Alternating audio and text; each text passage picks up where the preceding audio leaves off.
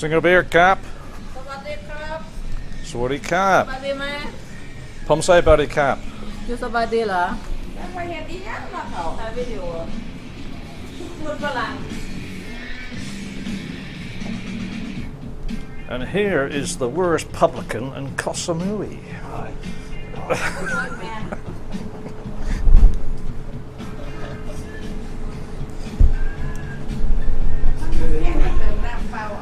Introduce yourself, Rob. Hi guys, I'm Rob. The rock and roller. Okay, I won't embarrass him anymore.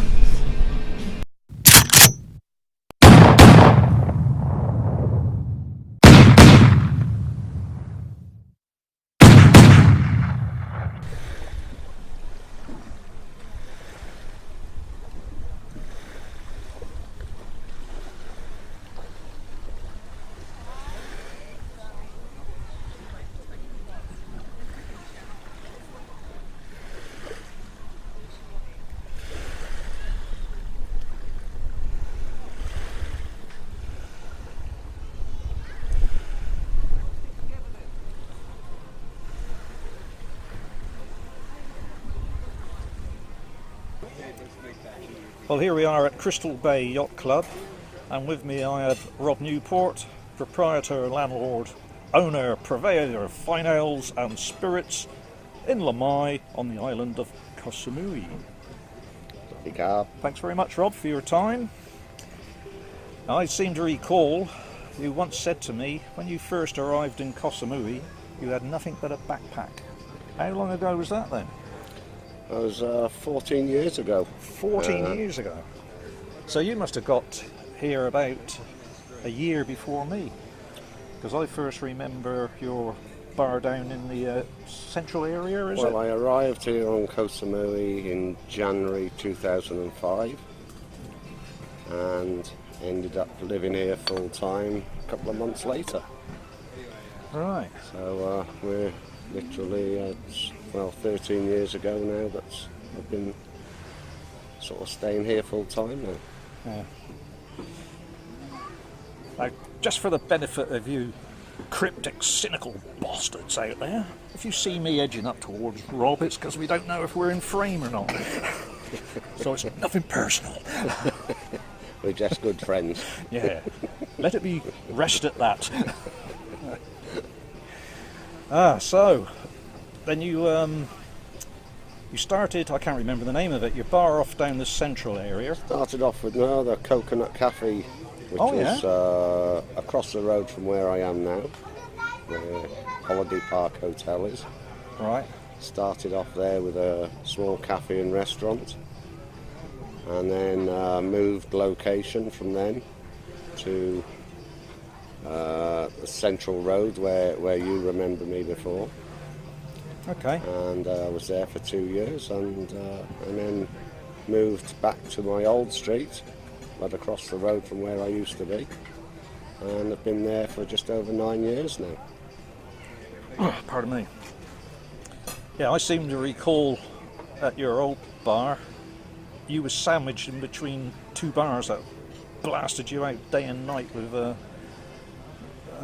amplifiers on full volume. Well, techno at full volume wasn't a good idea, no, especially till 5 o'clock in the morning, when I was still running a cafe bar, so I was doing breakfast, so the lack of sleep between, not being able to sleep till 5 o'clock in the morning, and then waking up at 9 o'clock in the morning, It didn't work, does it? Paid its toll in the end. Yeah.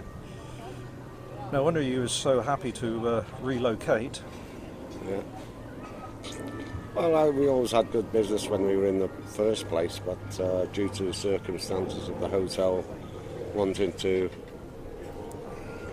regenerate itself, they needed the space to provide their reception area, so that's the reason why we had to move location. Well, that's a pity, that. Never mind, you seem quite happy at the Viper Room. Well, I think, things happen for a reason, and if that hadn't have happened, I wouldn't be running what I'm running now at the Viper Room. So, Well, that's one way to look at it, yeah. But you also organise, what do you call it? Motorbike club weekend get together and sort of use your place as a nucleus. Yes, well, I got to know a few friends who are bikers, and one of them, a very good friend, Espen, who used to generally live half the year here. We organised between us a charity event where we raised money for local school children and the local temple school to provide computers and books and etc., library and tables and chairs for them to use in the school. Yes, which people from all over Thailand and Malaysia came to support this event. Yes, I remember one year you got me to film the weekend. Yes. Like, as I recall, Friday night was basically a piss up. Saturday... well, we had a Thursday night was a meet and greet in the Viper room where we did the meet and greet. That's what I thought was Friday. The Friday and the Saturday was the events, but it was mainly most people turned up on the Friday. So we had the small party up at Buddy's, what was then Buddy Resort, and where we brought the school children round from the school and gave them ice cream and showed. We had a stunt team down from Bangkok, the #1 stunt team in Thailand, where they performed some motorcycle tricks for the children to entertain them, and yeah, it was just a generally meet and greet sort of day. And then on the Saturday we'd do the ride around the island and the main party in the evening. You just missed that, didn't you? That was a 10 out of 10. Yeah, I remember that weekend, even if it's not the same one you're talking of. That was one of my most enjoyable film projects. It was something totally different for me. Well, I think it was not long after you just started doing these projects, and I thought it would interest you and show you an insight into what the bike clubs in Thailand do as well, which not a lot of people understand out here. They think that we're all wearing leathers and things and big bikes, that we're all just roaming around causing trouble, which we don't do here. It's very much laid back and chilled, and everybody does it for a good cause. Yeah. A bit different than what Hollywood portrays. That's right, yes. Yeah. Well, here's to the continuance of the good work. Cheers, thank you very much. So, you've often heard the expression, as people used to say to me when I settled down here, so you're living the dream. But as we both know, living the dream and reality are two different things. Well, yes, it's... when I was a child, probably say from when I was 7 years upwards, I always had this fantasy of wanting to live on a tropical island, and obviously you don't think, when you used to see the old Bounty adverts and things like that, it looked the perfect life, and you thought, well, I'm never going to be in the position to do that. But the one thing about Thailand is that you do have these tropical islands where it's affordable to stay, and obviously you need something to do here, so having a business does use up some of your time, but it also uses up some of your energy as well. So you don't necessarily have the time now to go and visit and do things that you wanted to do when you first came here.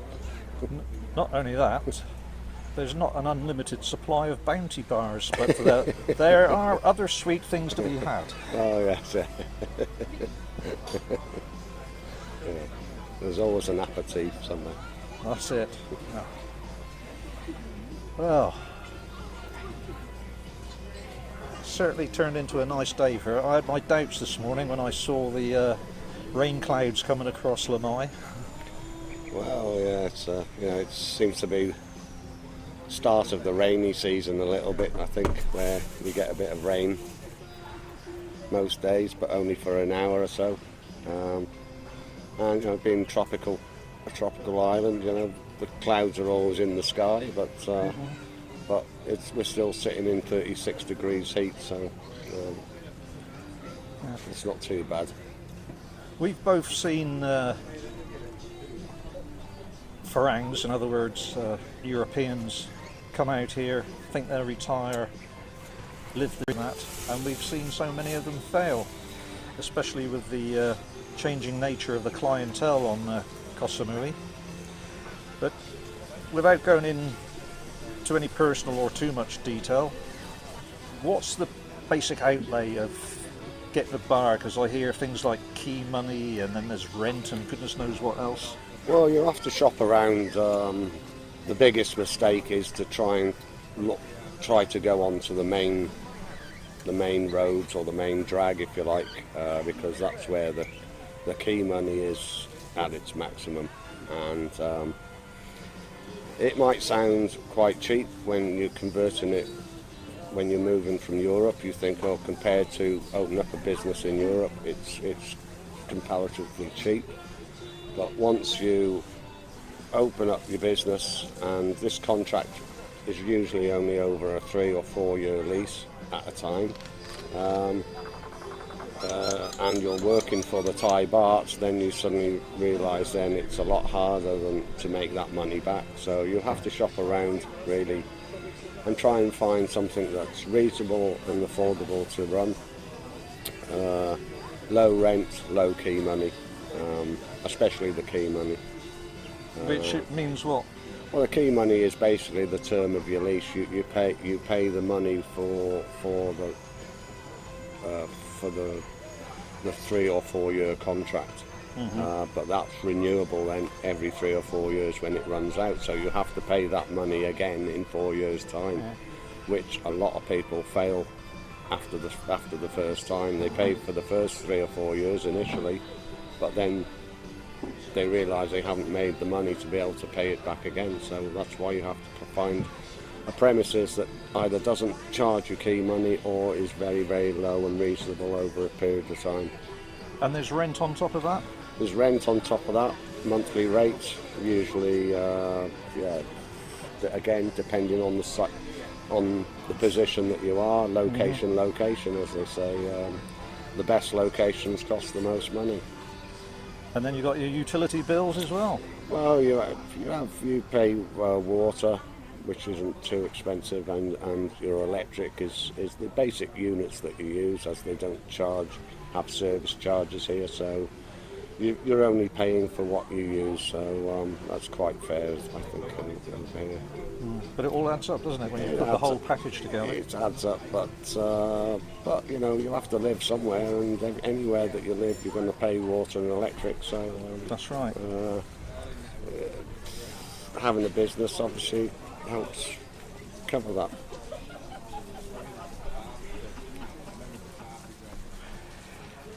You see what it does to me? I suffer from this leaky skin disease.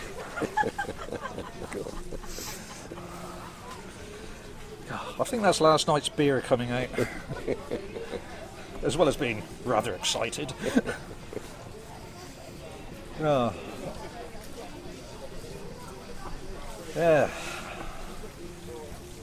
You've seen a lot of changes over the last 10 years or so? Oh, definitely. Lamai especially is... when I came here, it was basically most of the shops were all tin sheds with just sort of roller blind shutters. Yeah. Now they've all been converted into concrete townhouses, 2-story townhouses, shop underneath and flat or apartment upstairs. The bars have changed. There used to be a lot of bars made out of coconut trees or bamboo. Those again now have been knocked down, and again concrete has replaced it. Yeah. I noticed your interior has got a lot of bamboo to give it some character. Well, actually it was eucalyptus wood, Really? which I had in my first place and my second place. That used to be the partition between the kitchen and the cafe area. So the kitchen was behind it, as it is now, but I've moved that place and the kitchen 3 times now. So because I did spend money on the kitchen, on stainless steel and things like that, which in those days was a real rare commodity to find here on the island. I can imagine. Because most places used, tiles as a concrete base with a tile shelf sort of thing. I was the first one probably to use stainless steel, which of course now, since modernisation and things coming here, is in abundance now. But then it was I had to get it from the mainland, so very difficult to find here.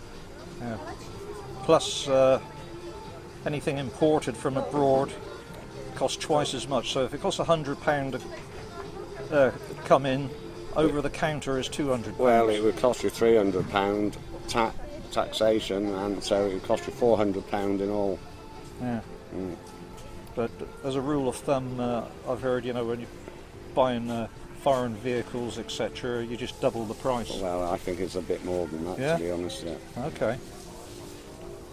Mind you, I'm going back a few years from. Well, they say 300% import duty, so 300% on top of whatever the value of what it is that you're buying. So if you want to live like a European, you've got to be prepared to spend money. Well, that's the thing. Yes, yeah. If you want your luxuries, then you've got to pay through the nose for it. Yeah. What to me is the most, when I say the most notable change, besides the way, the evolution of the buildings and everything, and how things chop and change all the time, businesses come, businesses go, and the odd few stay, is the transition in the tourist trade, in that... Oh, most definitely. It's when I came here, it was predominantly nearly all backpackers and single males coming here. Hence the girly bars. Yes, yeah. That has now totally transformed into very few backpackers now. It's more like the flashbackers and the two-week tourists with families and couples predominantly now. Yeah, it's gone from the young single men having a party holiday to couples in love and young families. Oh, that's it. I mean, the amount of cocktail bars that have opened up instead of beer bars, then you can see the difference straight away. Although they still try to. Could you see me drinking in a cocktail bar? Make the cheap ones, the cheap cocktails as cheap as they can. But but basically the type of tourists now, especially even more now since the Chinese, the flights from China coming directly to the island. There's a massive influx of Chinese coming here now who don't go to these sort of restaurants and bars and spend money. They stay in their resorts, so the money doesn't get generated around the town as much as it used to do. Well, that's it. The Chinese, statistically speaking, are the biggest percentage of tourism in Thailand, and they come out on these package holidays where they stay in a hotel and everything's paid for. So the only time you see them is when they're touring during the day, and they're like social pack animals. They stay together in a tight unit. And of course, they do not spread their wealth through the restaurants and bars. Once the day's touring is finished, it's back to their hotel where they hibernate until the sunrise the next day. That's right, yeah. So the likes of your bar doesn't come on their agenda, unfortunately. And it's like how it was in the UK. Small businesses like the butcher and the baker and the fishmonger, who were part of the community of the town. When these big supermarkets suddenly came in and squeezing them out, they're never to return again, and the community loses that, and money is not generated around as much as it should be.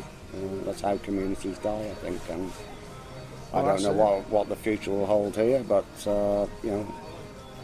we try to hang on here as long as we can. You can never say never, and you never know what's going to happen in the future. So that's right. When I've first came here, the nearest Tesco was in Chawang, and the Macro as well. And now in Lamai we have our own Tesco Lotus and Macro. I remember I used to travel all the way around the island to go and get supplies for things. Even the most simplest basic things, a kettle or a coffee machine or something like that, I'd have to hunt it down. Now you have these suppliers right on your doorstep now. That's it.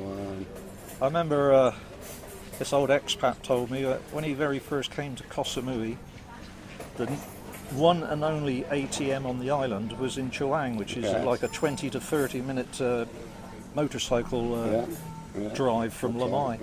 And I think even maybe in Naton, the only banks were in the main government town in Naton as well, which there was very few banks. Say, I remember when I came to Lamai, there was only 2 7-Elevens. Now they're everywhere. I think there's one on every corner. It's like they're breeding. That's right. And not just that, family marts have come in, and also the Tesco Express, little small convenience stores as well. So they've more than quadrupled in a very short space of time. Right. Oh. Anything you'd like to say? It's been nice to do this interview with you, Nigel. And thank you. It's been good to catch up with you again after a few years of being absent. That's right. And we thought we'd come down to this venue and show you some of the natural beauties around the place. Yes, I've noticed those. It's very nice. And, but for the benefit of our viewers, who I would imagine for the best part will not know, I did live in Lamai for 7 years, and when I went into retirement I couldn't afford to run 2 homes, one in Thailand and one in the UK. So as I still have family in the UK, I went home to retire, activate my pensions, and that was 3 years ago, and I've come back to see old friends and just generally have a 60-day walkabout in Thailand and film as I go. Yeah. Well, it's good to see you back again. It's you were always like one of the regular faces to see day by day, and it was always nice to see you. And thank you. And you've been missed over the last 3 years that you've been away, I think, because missed me like a 303 bullet hole in the head. You were a face around the town, and part of the fixtures, if you like. Fixtures and fittings. And I remember the day that you left. It was very sad when I came to wave goodbye to you. It was a very sad occasion to see you go at that time. But like I say, it's nice that you come back and come to visit. 2 weeks left now. Yeah. That'll soon fly by. Well, it's been good to catch up with you, Rob. Okay, and thank you very pleasant much. having a chat with you. Okay, thank you. Right. Okay, Koh Samui. Pokamai. Good farang. Good farang. Come on, turn off.